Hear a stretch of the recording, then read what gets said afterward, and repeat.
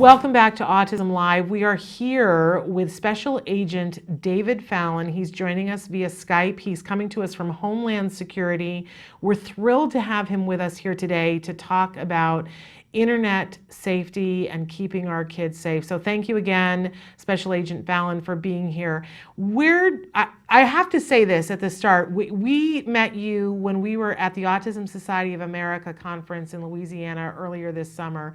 And I wanted to have you on the show because not one, not two, not five, but over a dozen people came up to our booth and said that your presentation was the most pivotal presentation at that entire conference, which went on forever, and there were hundreds of presentations.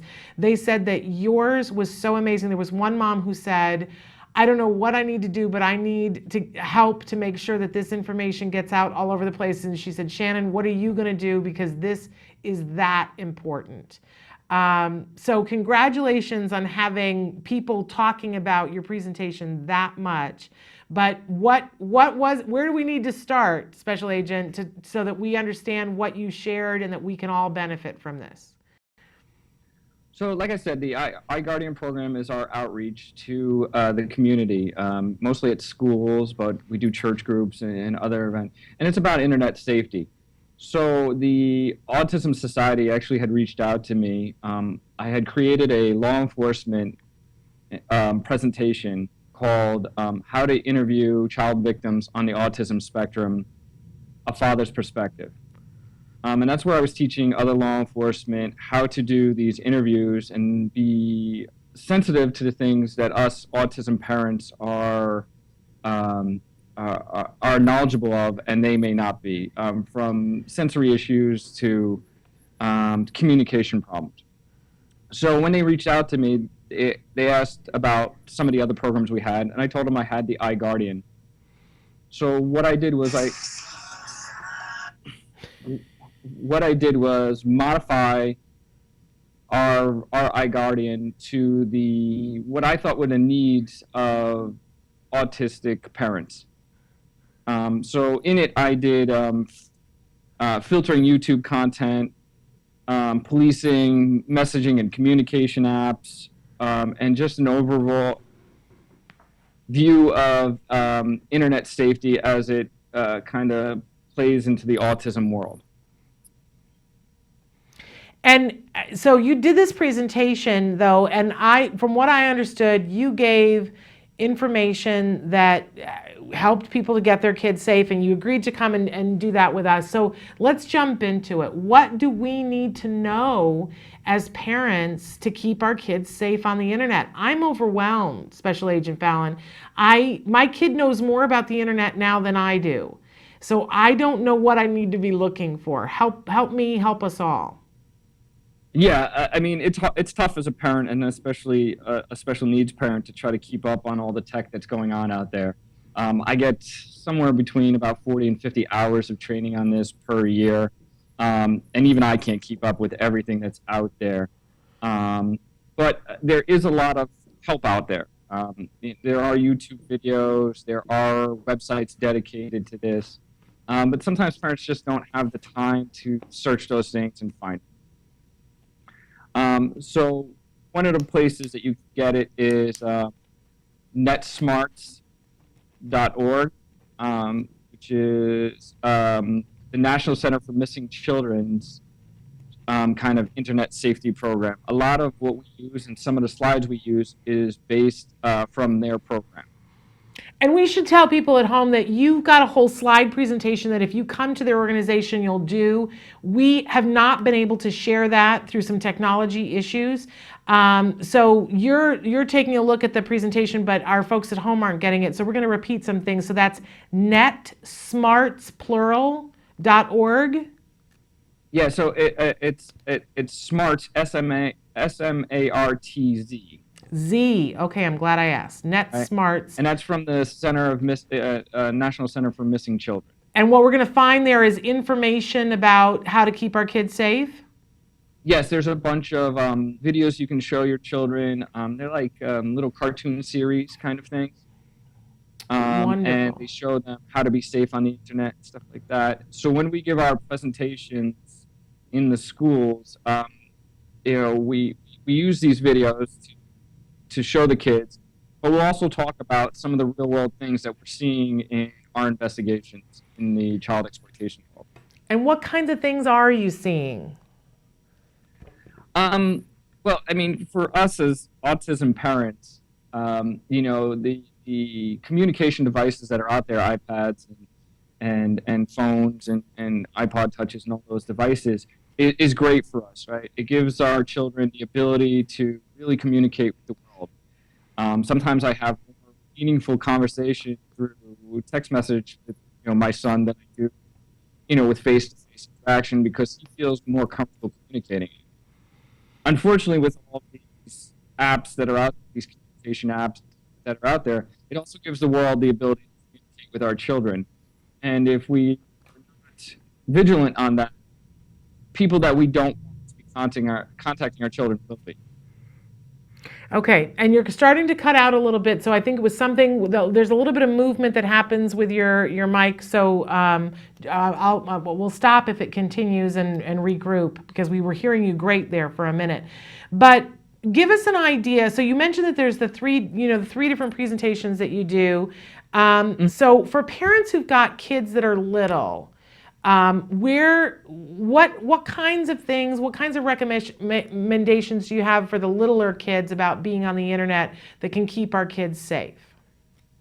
So what we suggest, and it's very similar to the Net Smarts program, is when you're with children younger, you talk about netiquette, proper etiquette while online, looking at inappropriate content, not giving out passwords or other identifying information, and just the basics of not to trust everyone online. Yeah, we started with my son with very specific rules about that he couldn't, his name couldn't be part of his screen name, that he could never tell anybody online any of his passwords, that he could never tell anybody what his full name was, that he couldn't tell anybody his age, that he couldn't tell anybody, I'm trying to think what all the things were, that certainly not his address, all of those things. And we told him those things. And I know a lot of parents that tell their kids that, but I find that then they get into a discussion. There was a specific app that he was using that came from, I don't want to call them out, but there was a store that sells kids things, and they get to play in this village that the store has. And so he was playing supposedly with all these other little kids, and I was in the room and sort of monitoring, but then I started to attune to, and I walked by and saw that he was typing with this kid that was supposedly a 9-year-old, and the 9-year-old was asking him for his address. And my son was typing it in. And I freaked completely out. And rightfully so. I mean, these companies work very hard. They have dedicated teams. Sometimes they're retired agents like myself on some of their teams. And they try to police these online gaming and messaging places and chat boards and things like that as much as they can. Unfortunately, with millions of users and all the feedback or complaints that people might make, they only have so much that they can get to. Yeah. So it's our job as parents to kind of stay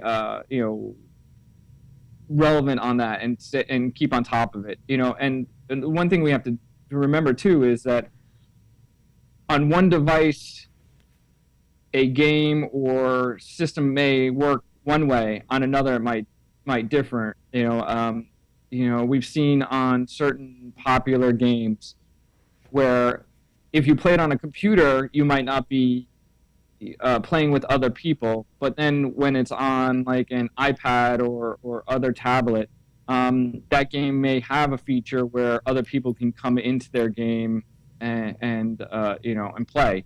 Yeah.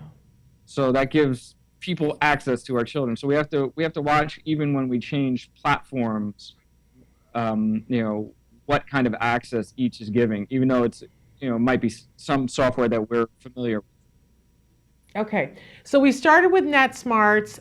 That's a great place where we can go, and not only can we educate ourselves there, but we can use the videos that are there to show our kids that will help them. And because they're cartoons, I have a feeling they're going to listen more to the cartoons than they listen to us. Because I think sometimes we just sound like wop wop wop wop wop wop wop wop.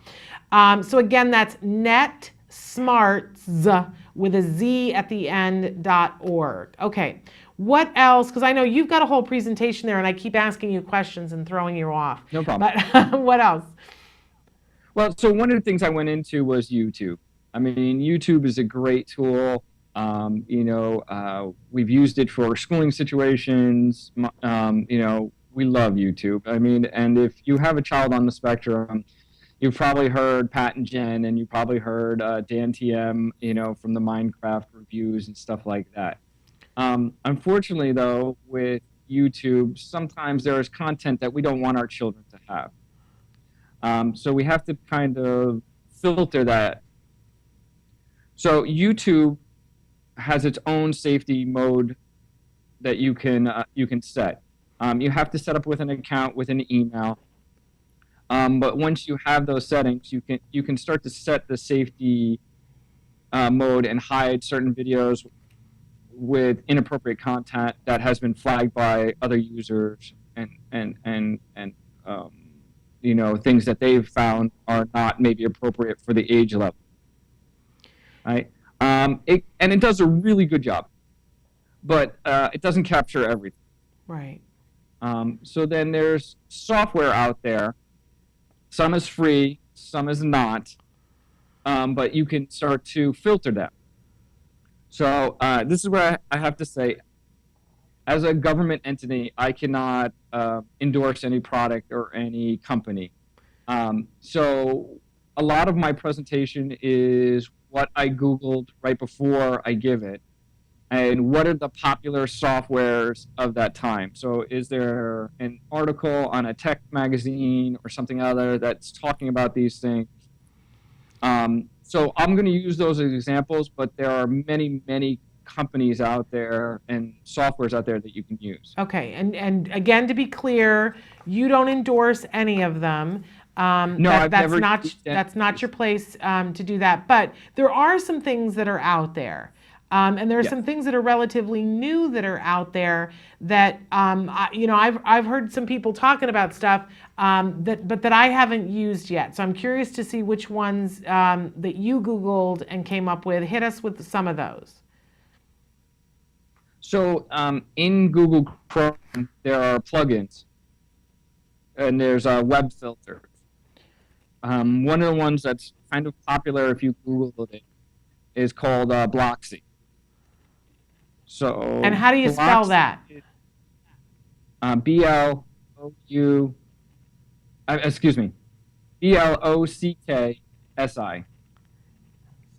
Okay. BLOCKSI. All right. So what it does is you can put in keywords to block. So if you don't want murder, sex, violence, or whatever the word you pick, it will filter YouTube videos and block them. But it only does it by the text check. So those words are in the name, the description, or any other information about that video. So those things could still be in the video. They're just not in the title or the description. Okay. And like I said, block. I think a lot of times people feel a little like, oh, I mean, it's horrible when you have to sit. I've done it before where you sit there and you type in every horrible word you can think of, right? And you want to go throw up. And then you put that in and you see that your child gets a video that still hasn't, you go, wasn't that a waste of time? I think sometimes we don't realize how many things we have filtered out by doing. It's worth the time to sit down and type those things in, yes? Definitely. Yeah. But it's not the be all end all, as you were saying. But something that No, it's not. Yeah. And each layer of filter or restriction helps you keep out the content you don't want.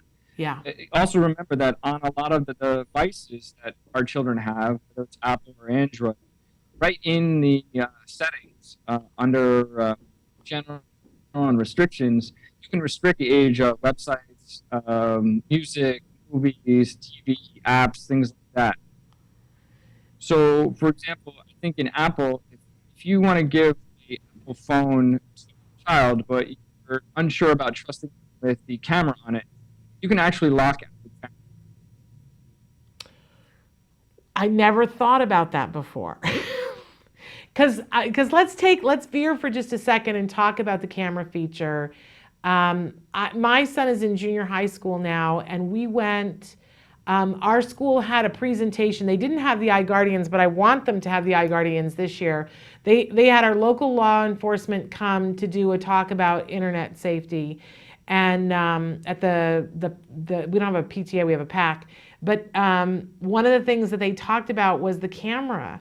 And I hadn't considered how much trouble a kid can get into with a camera, because I didn't realize that one of the things kids are doing now is sending naked pictures of themselves to other kids.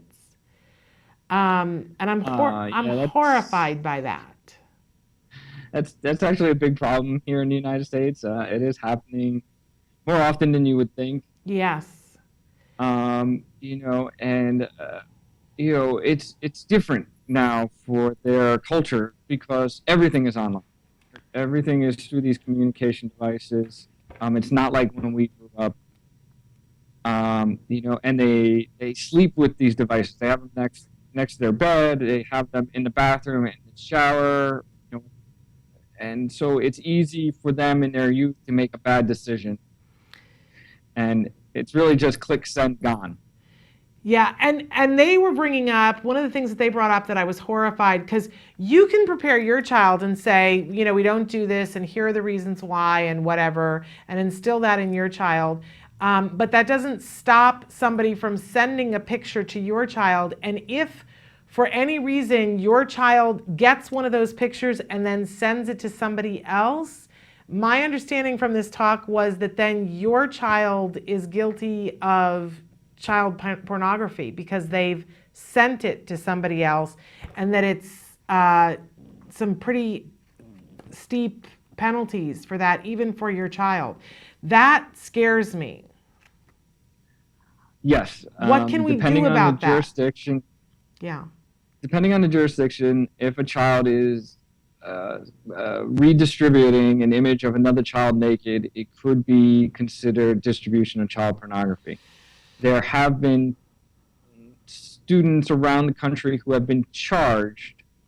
I don't know if anyone's been convicted of that yet, but have been charged. So how do you stop that? Communication with the child is best. To make them understand that, sending that along, even though it's a child of the same age maybe, it still could be construed a crime by the current laws and regulations that are out there. There are many softwares out there that will police the devices as well. So there are some that are so intrusive that if your child sends a photo out from their phone, your phone will also get that same picture. So if you're concerned of that, I would suggest looking into that software. And like I said, you can Google and YouTube those and find those pretty easily. Okay. So you could just Google and say software or app that allows pictures from my child's phone to come to my phone, and you're going to get something. You should, yeah. I talk about going to reviewing sites in my presentation that review software. One of the big ones is CNET, which is CNET. They have a software review page, and you can put in like securing devices or child safety internet kind of search, and those softwares will come up. Okay, and they've already reviewed them for you, so they'll tell you a little bit about what they do and how functional they are, so that you're not wasting time and money. I love that. So cnet.com. Yes. Okay. All right. Again, I keep throwing you off your thing. So you were telling us about software. Something like monitoring software. That would be like the keyword search you would want to use in one of those review sites. And like I said, there's many. But CNET, if you Googled review software sites, CNET will come up with one of the first Google hits. Okay. All right. So you were saying other sites and programs that help you to monitor. I know it might be on your list, but I know that Disney has a new device out to help monitor. Is that one of the ones on your list? Disney's Circle is a little bit different because the software is not on the device. The Disney Circle is a device that hooks into your router, and then it gives you, the parent, the ability to filter and limit internet use. So I think last I saw it was like $99 at Best Buy. Okay. And it has this built-in software which limits how much time they can go on. I think it can set a bedtime. It has filters built in. It has like a data demographic, like where they're going, what sites they're going to, how often they're there. And then I think this is what a lot of parents like. It has a internet pause feature. So say you call home or a child is not doing the homework they were supposed to be when they got right home, you could actually hit the pause button and stop the internet from going to the devices that they have access to. But if there's someone else in the house, like a spouse who's on a work computer, that one wouldn't be. The internet wouldn't shut down to that device, only to the devices you pressed. Okay, so you were breaking up a little bit there, but so you can tell it which device is, and you hit a button, and it shuts off the ability for the internet to go to that device. I think that is brilliant, but not necessarily for safety, but brilliant for everything else in the world. Because I know a mom that when she can't get her kids to do what they want to do, she goes over and unplugs the internet and doesn't tell them that she unplugged it. And they're like, the internet's out. And she's like, oh, well, I guess you're just going to have to do your homework then. And maybe it'll be back on by the time you're done with your homework. But that's, at some point they're going to figure it out. But being able to have the ability to push that, I can't tell you how many times I'm late for something because my son will tell me I'm in the middle of a game. I can't come right now. I'm in the middle of a game. And if I had a pause button, like, oops, you're not anymore. I imagine there would be some tantrums. But, hey, life is like that. Yeah, I have a router at home, and it has similar features like this that I've installed. And I like the bedtime limit because sometimes it's hard for my son to disconnect from, the YouTube and the games and stuff like that. And we have to keep as many autism parents know, we have to keep them on that schedule. Yeah. That they're used to, or there could be consequences.